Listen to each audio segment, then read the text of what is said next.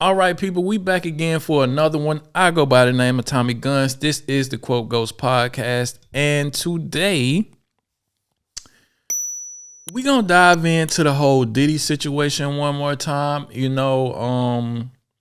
you don't know, I did like a hour-long interview with one of Diddy's former artists that wrote a lot of hits for him back in the day, like Bad Boys for Life and stuff like that. Go check that out if you got time down my YouTube channel. And this was even before the Cassie tapes came out, before any all these more concrete allegations came out about him. It was when he was giving all his artists their publishing back and stuff like that, and I thought it was really fishy. So I wanted to dive into it a little bit and fast forward now, he got 1,000 rape allegations and, the baby oil and, just a lot of stuff, really horrible stuff about Diddy out there in the zeitgeist. You know what I'm saying? And to me, he's always seemed like kind of sinister and kind of fishy. I always got a bad vibe when he came up. And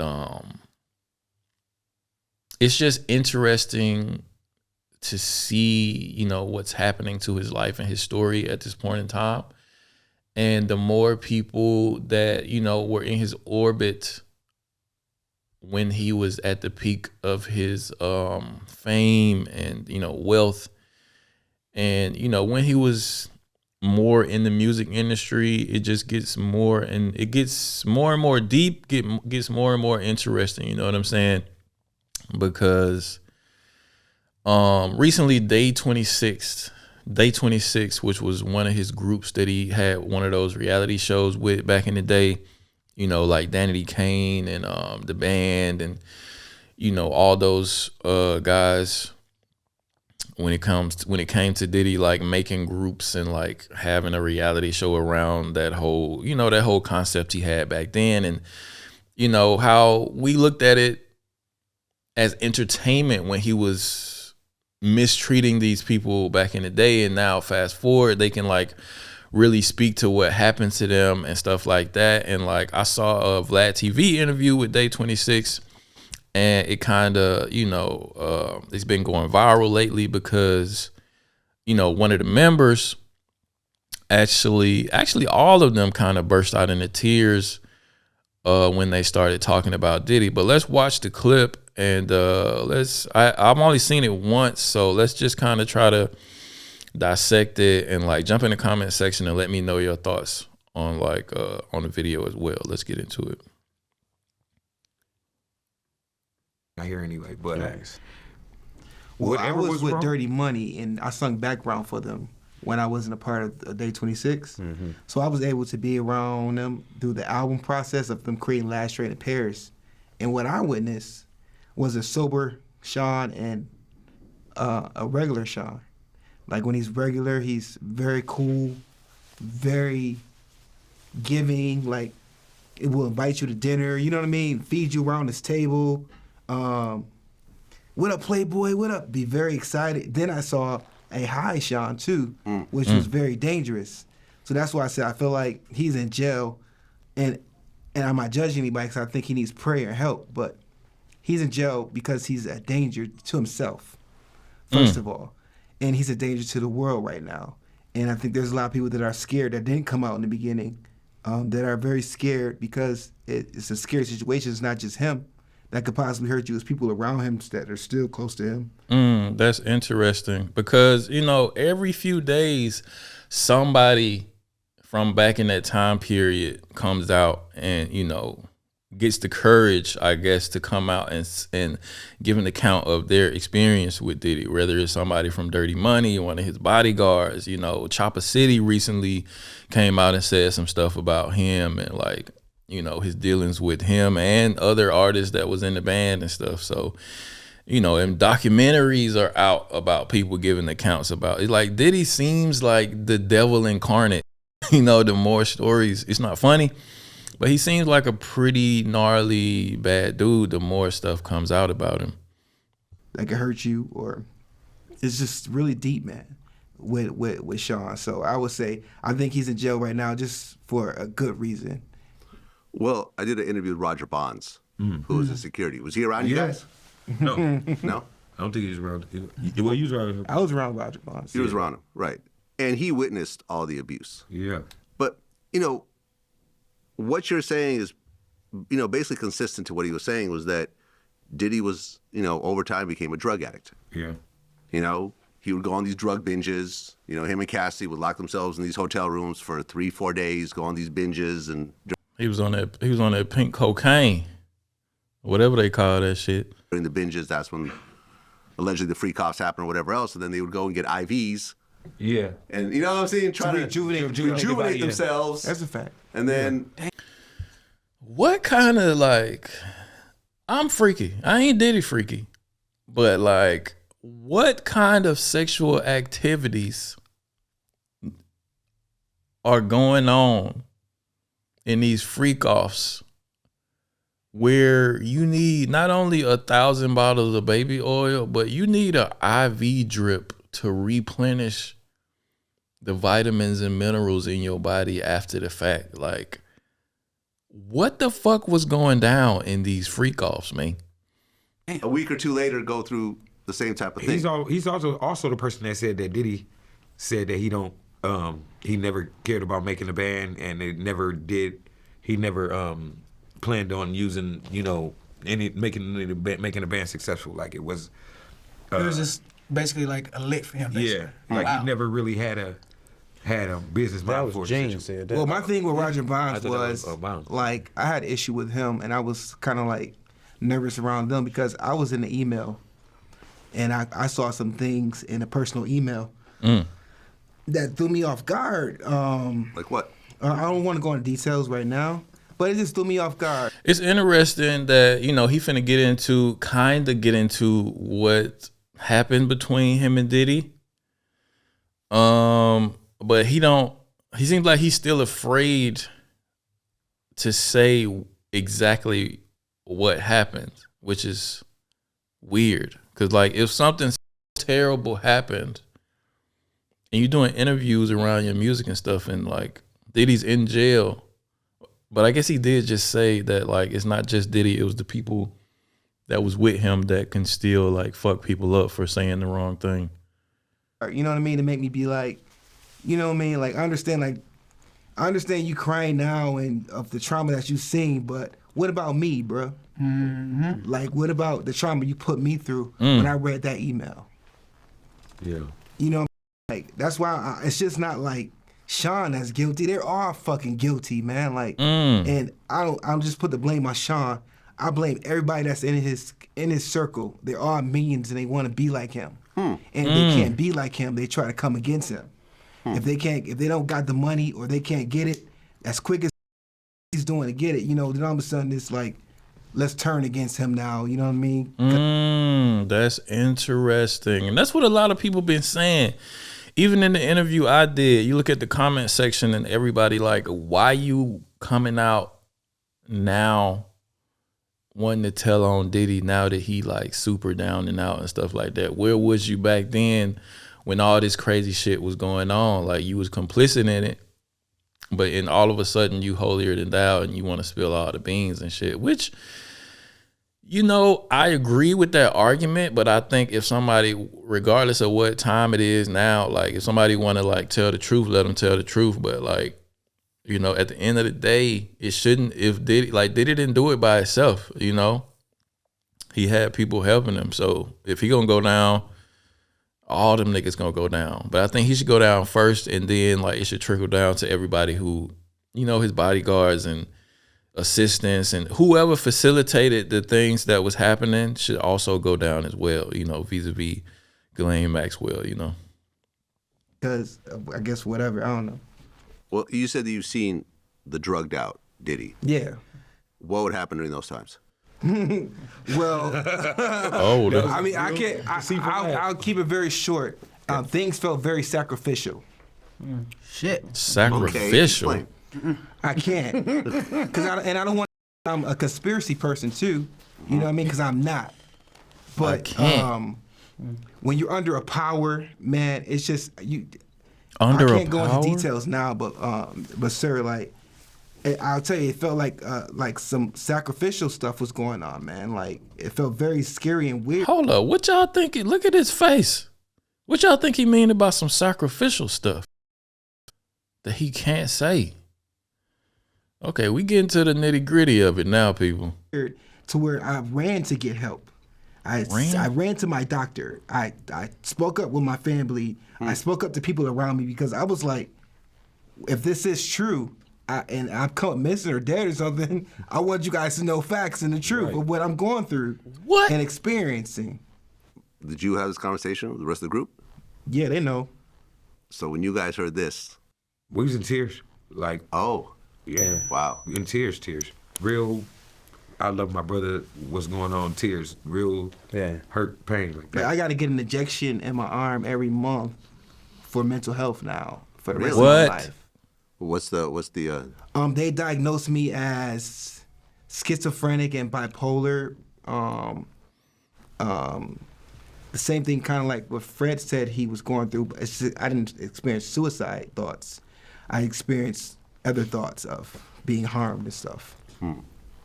Yeah, I have people in my family who are both schizophrenic and other people that have been bipolar. Yeah, it's real scary when you got to keep it to yourself. Yeah. You start doing things. I was like walking around Rochester, bruh. Like it's. He said when he kind of went crazy on the inside because he had to keep whatever happened to himself. Why you still holding it in, bro? You got to take an injection in your arm for I'm like, what the fuck did Diddy have going on with these people, man? How dark does this story really get? And will we ever really know what really happened? The more that comes out about this guy, man, he's starting to seem. I mean, some of the stuff is kind of unbelievable, but like, y'all gonna see. Like, I really lost myself for like years, and I don't cry about this no more because I'm stronger. But it's like I was going crazy, bro, trying to figure out like what's going on, and the things that I was feeling are coming to light now, and I'd be like, whoa, that had to be God, intervening and removing me from that situation because it could have got really, really bad. So, Yeah, man, I'm sorry to go through that. it's okay. Yeah. But at least they found something that actually helps you out to stabilize you. 'Cause I think a lot of people, they self-medicate, whether it's with pills or whatever else.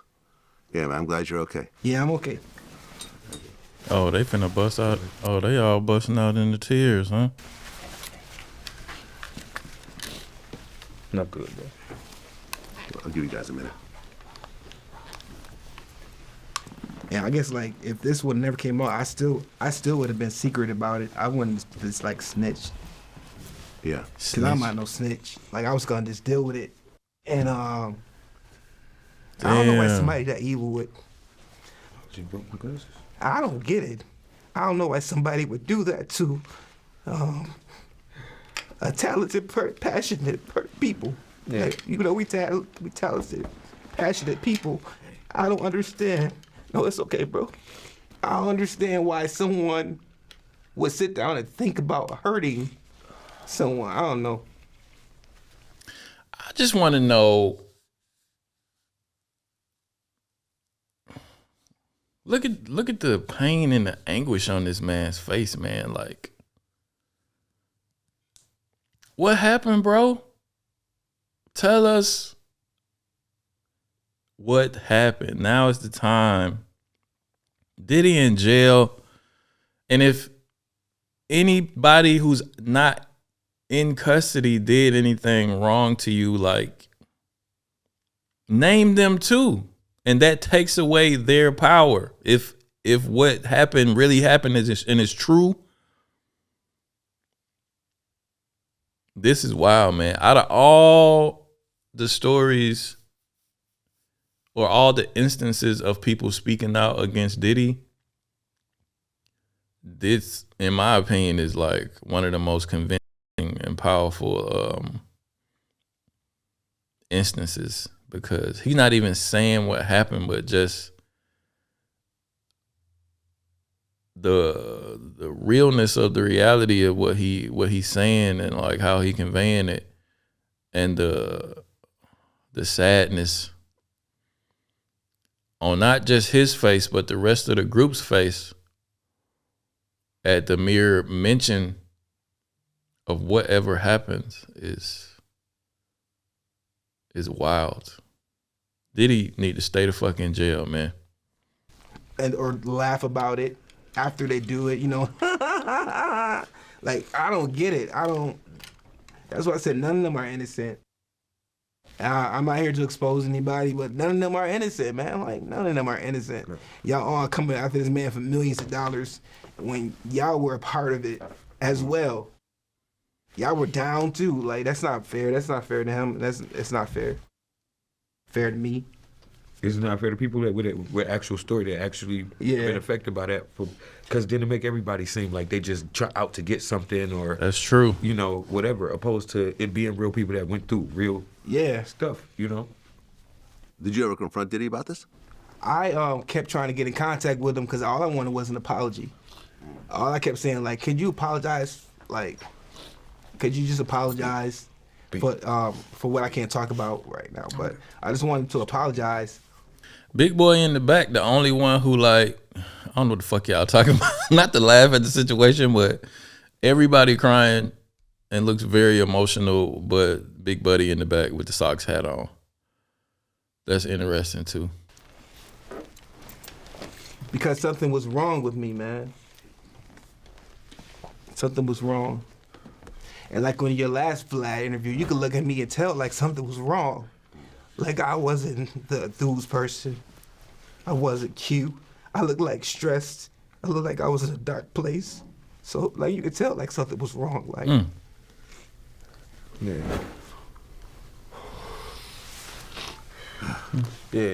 I didn't mean to go there. I'm so sorry. It's all good. It's all so good. sorry. This is real. And yeah, they end up having to take a break. But that's wild, man. That's wild.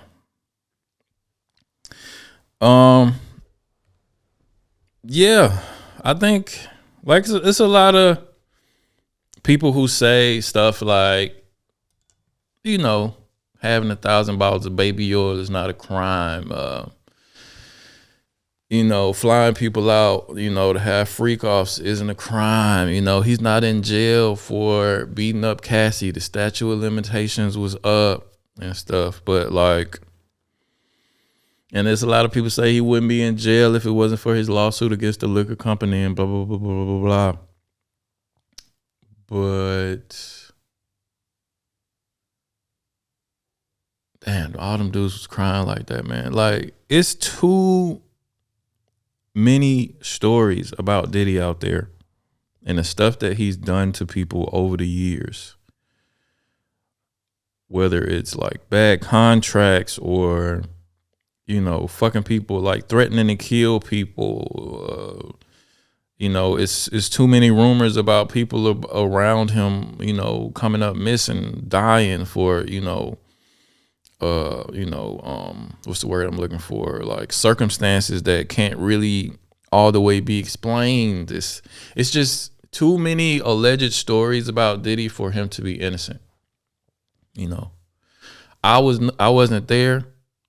So I can only speak on the alleged situations and stuff like that. But for me, growing up seeing Diddy, you know, even back to the Tupac Biggie days, there's always been, I hate to say it, but it's always been like a dark demonic aura around that dude, man. And like for years he just been out here living like Peter Pan, and like,